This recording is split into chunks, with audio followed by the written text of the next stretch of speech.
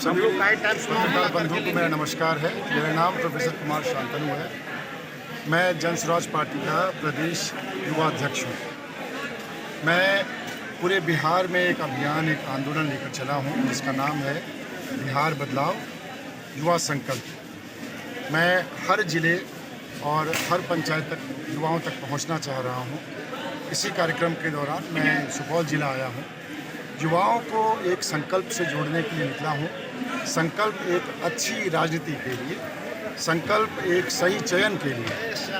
मैं युवाओं से ये आह्वान करने के लिए आया हूँ कि चुनाव में वोट चाहे किसी पार्टी को दें, लेकिन नेता का चुनाव एक अच्छा चुनाव होना चाहिए। आप ऐसे नेता को चुनिए जो शिक्षा और रोजगार की बात करता हो। आप ऐसे नेता का साथ दीजिए जो पलायन को रोकने की बात करता हो। एक ऐसी राजनीतिक परंपरा जिसमें जाति, पात, धर्म और परिवारवाद हो, उसको नकारने की अपील और वो संकल्प दिलाने बिहार के युवाओं को निकला हूँ। देखा जाए तो कोसी सीमांचल और मिथिलांचल का जो इलाका है एनडीए का गढ़ रहा है लंबे समय से, तो क्या कुछ रणनीति रहेगी और कितना उसका प्रतिफल मिलेगा? देखिए, अगर ये एनडीए का गढ़ रहा है तो यहाँ की बदहाली का सबसे बड़ा जिम्मेदार भी एनडीए को ही मानना पड़ेगा आपको, क्योंकि अगर यहाँ पर विकास की गति सबसे कम हुई है तो उसकी जिम्मेदारी एनडीए की है।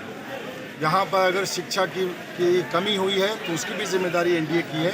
अगर यहाँ से लोगों का पलायन हुआ है, यहाँ के किसान अगर भूखे मर रहे हैं तो उसकी जिम्मेदारी भी एनडीए के नेताओं की है। जहाँ तक जन स्वराज की तैयारियों का सवाल है, जन स्वराज समाज के हर वर्ग के लिए, उनके विकास के लिए, उनके मुद्दों के लिए दृढ़ संकल्पित है।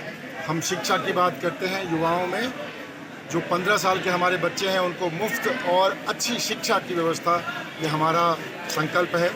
हम रोज़गार की बात करते हैं, यहाँ के नौजवानों के लिए कम से कम छोटे रोज़गार की व्यवस्था हमारे जल्दी से जल्दी 6 से 1 साल के अंदर करना, ताकि पलायन की गति को हम सबसे पहले रोकें। हम किसानों की भी बात करते हैं, जो किसान यहाँ पर नकदी फसल उगाएं, उनके लिए मज़दूरों की व्यवस्था भी सरकारी तौर पे होनी चाहिए। हम महिलाओं की भी बात करते हैं, और आपको ये पता ही होगा कि हमारे ही जो संकल्प था कि हम 400 वृद्धा पेंशन को बढ़ा के कम से कम 2000 रुपया करना चाहेंगे, तो इस चीज़ को देखते हुए अब सरकार प्रेशर में आई है और अब उसने 1100 रुपये का ऐलान किया है। तो जो विकल्प बिहार की जनता ढूंढ रही है, वो विकल्प अब बिहार को जन स्वराज के रूप में मिल गया है। राजद के राष्ट्रीय अध्यक्ष के लिए लालू प्रसाद यादव ने एक बार फिर से नामांकन किया है। देखिए, वहाँ पर जात के नाम पे वो वोट मांगते हैं, लेकिन जात के पीछे वो परिवारवाद पनपा रहे हैं। हमारे प्रणेता ने तो कहा था कि अगर यादव समाज की अगर वो भलाई चाहते हैं तो किसी यादव समाज के योग्य युवा को मुख्यमंत्री का उम्मीदवार घोषित कर दें, जन स्वराज उनके समर्थन में खड़ा हो जाए। लेकिन ऐसा आपको पता है नहीं होने वाला, क्योंकि ये लोग कहते तो हैं कि हम एक विशेष समाज के लिए काम कर रहे हैं, लेकिन उसकी आड़ में सिर्फ और सिर्फ अपने परिवार के लोगों को राजनीतिक लाभ पहुंचाते हैं। तो अगर उन्होंने फिर से नामांकन किया है, इसमें कोई आश्चर्य की बात नहीं है, लेकिन ये यह भी बताता है कि राजद की राजनीतिक सोच क्या है, राजद किस तरह की राजनीतिक परंपरा और परिपाटी को पराश्रय देता है।